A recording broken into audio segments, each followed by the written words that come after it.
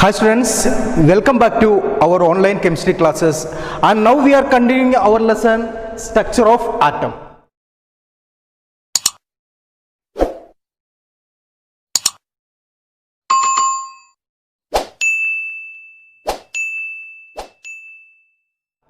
Previously we have learned some factors regarding structure of atom. In the previous classes we have studied that there are subatomic particles, they are electrons, protons and neutrons, and also we have gone through some models of atoms like J.J. Thomson's model of atom, Rutherford's model of atom and Niels Bohr's or Bohr's model of atom. Now we are going to learn about our next topic, that is how are electrons distributed in Bohr's model. We have said that electrons are revolving around some orbits or fixed shells or discrete orbits, and they can be named as KLMN or 1, 2, 3, 4. This much we have learned in our previous classes. But do you know how many electrons can be accommodated in K shell, or how many electrons can be accommodated in L shell? We don't know. So now we are going to learn that. So that is how are electrons distributed in different orbits, or I would like to say that the arrangement of electrons in different orbits around the nucleus is known as electronic configuration.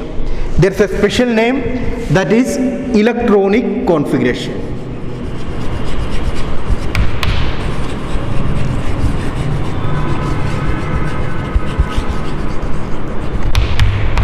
Electronic configuration is the arrangement of electrons in different shells around the nucleus. So to arrange the electrons, so to know the electronic configuration, so there are some rules are there. We have to follow mainly 3 rules. Those rules are given here.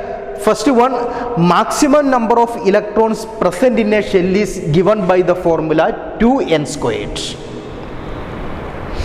Okay, I will say it once again. Maximum number of electrons present in a shell is given by the formula 2n squared. By knowing this formula, we can find out how many electrons are there in K shell, L shell, M shell and so on. So here n, what is the value of n? N is the number of orbits, or we said that according to Bohr's model, we said that orbits can be represented by KLMN or 1, 2, 3, 4. For example, K is equal to 1 and L is equal to 2 and M is equal to 3 and N is equal to 4, etc. So here the value, for example K shell, if you want to find out how many electrons are there in K shell, we have to follow this.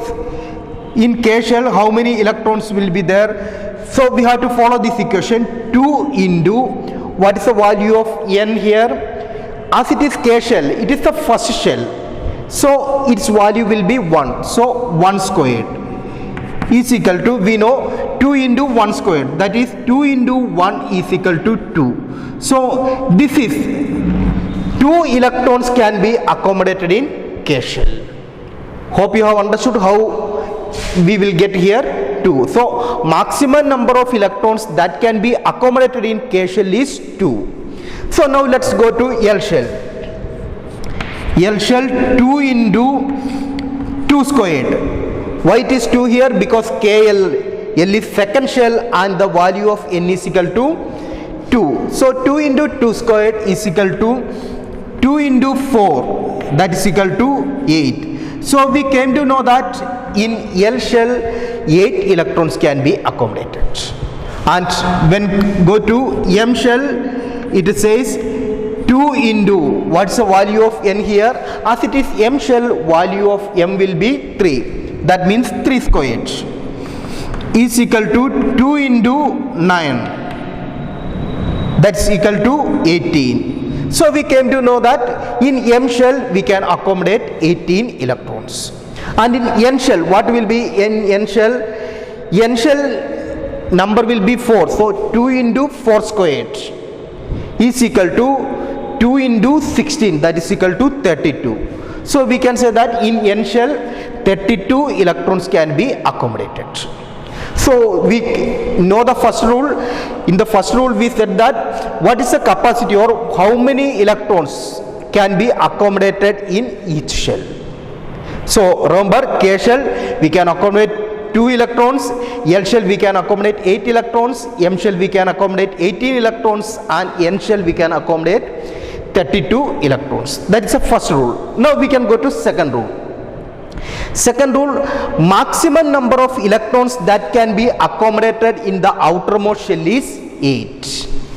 So the second rule, it says that the maximum number of electrons.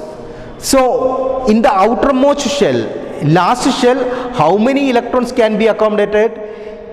There we can say that in the outermost shell we can accommodate only 8 electrons. 8 electron is the maximum number, or only 8 electrons can be accommodated in the outermost shell.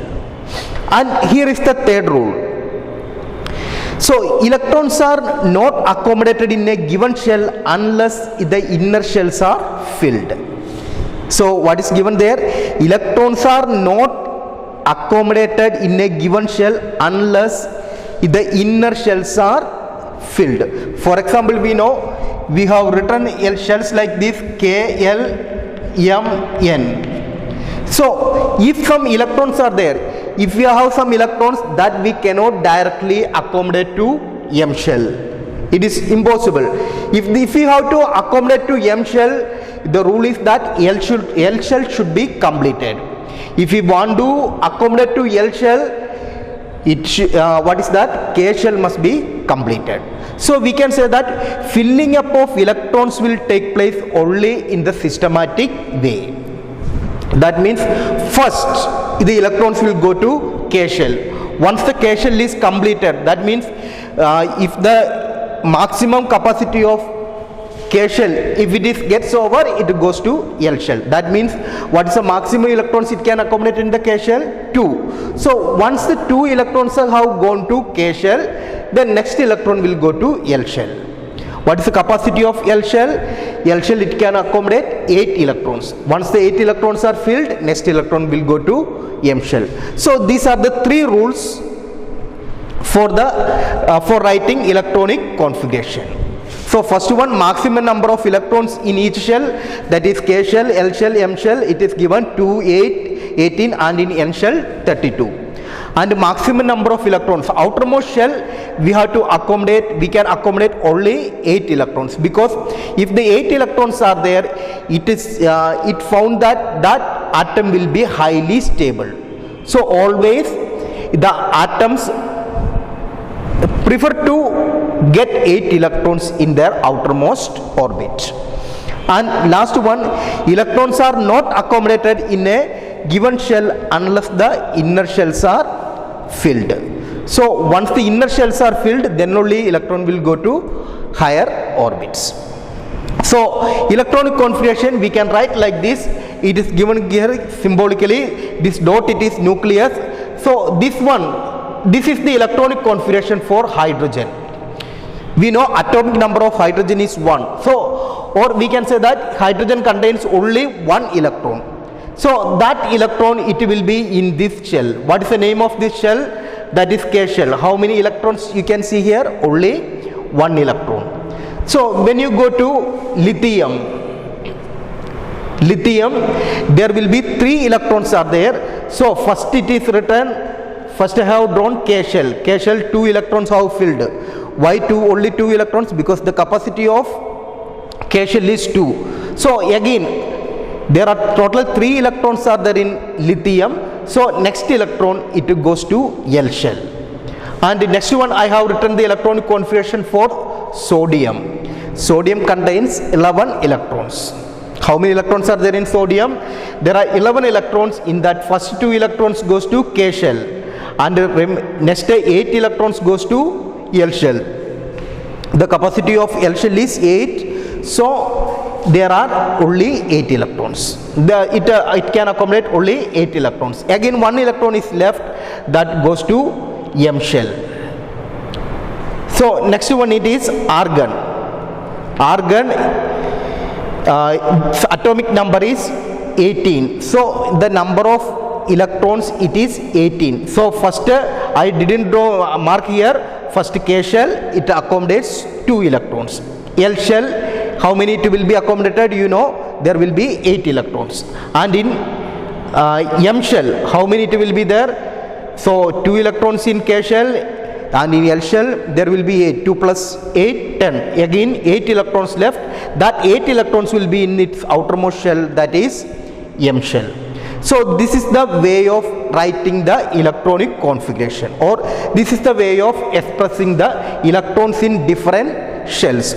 So in your textbook it is given 1 to 18 elements. That means first atomic number 1 to 18 elements electronic configuration or arrangement of electrons it is given in your textbook. You may follow it. I have selected only randomly, I have selected some atoms and I have done here. Hope you have understood it.